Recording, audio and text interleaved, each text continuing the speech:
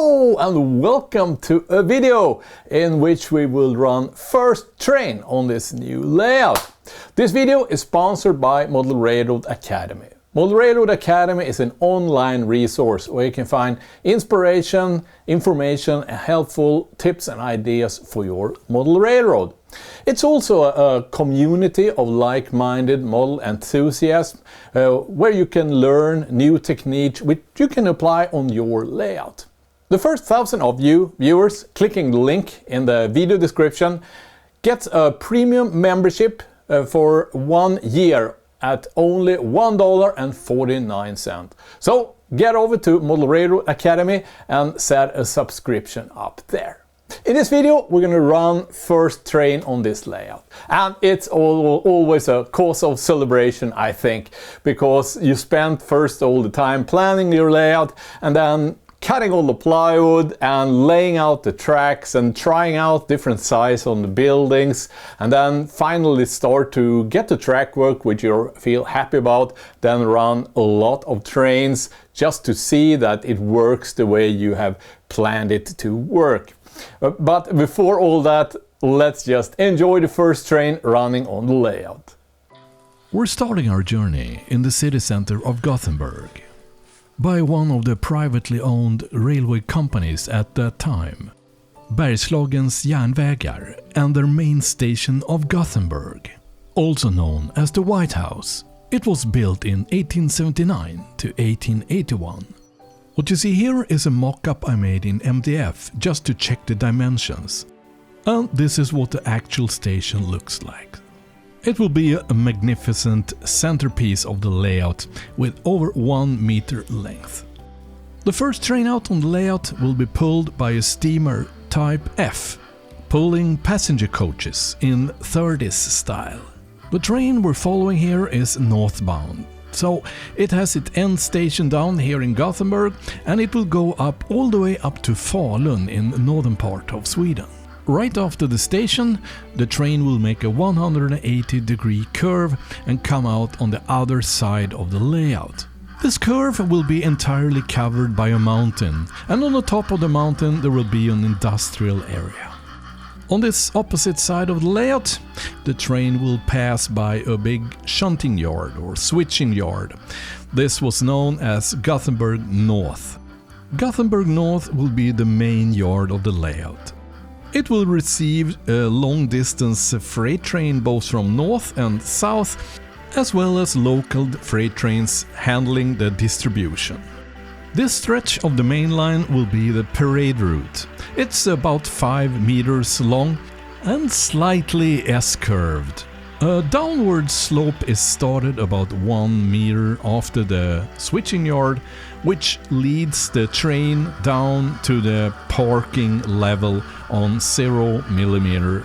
In opposite to my previous layout, the entire level also on 1 millimeter will be fully visible, so you can follow the train around without watching any cameras or anything, so you always have the contact with the train if you want to operate it manually. And the train storage has room for 12 trains maximum. The train is now again going up on the layout and approaches again the main station, Bergslagens Gothenburg. One full turn with the train takes about 5 minutes to complete. And here is an overview of this part of the layout. As you see here, there are 2 tracks located lower level in front of the station. They are separated from the station and can both be used as lower level station tracks, but also as staging tracks for the freight traffic. So on these 2 tracks you can change the consist and add and remove cargo if necessary. Now, the main station is part of the city called Gullbergsvass, and Gullbergsvass is also a harbor, and this harbor area will also be a part of the layout. So of this Gullbergsvass I will model this. So it's mainly 2 warehouses, 213 and 214. So this will allow for some nice water effect and this cobblestone area. In the street right behind this area is a company called Nilmarks Trä. It's actually just an office where they took care of incoming and outgoing sea freights. So lumber was offloaded from the ships here in the harbor and then transported by rail to its customers. Going back to the main switching yard, Göteborg Norra, we will follow a freight train up to the industrial area of Marieholm. Marieholm was selected because of its peculiar track work, but also because it was located logically with the other parts of the layout I have selected. It also was a good match with the time period selected for the layout. And of course, a third good reason is that it's located by the waterfront, so it allows for very beautiful scenery along with the industrial buildings. Here, the T23 diesel engine is pushing a container car with sand into a company called Sibelco. Sibelco is one of 6 companies operating here in Marieholm, and they manufactured water glass used to make paper glossy.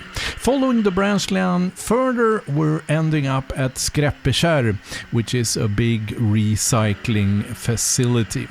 What can possibly be more exciting than corroded scraps, right?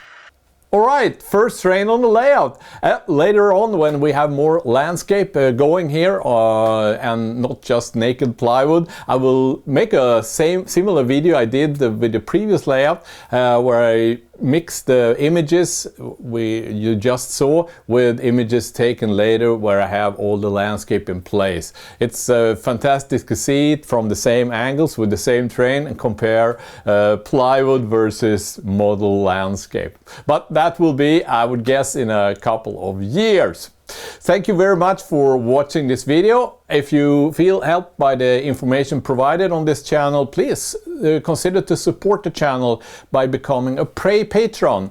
Get over to Patreon, set up a support account there from $1 to $420 per month, or make a one-off donation using the PayPal dialog found in the video description below.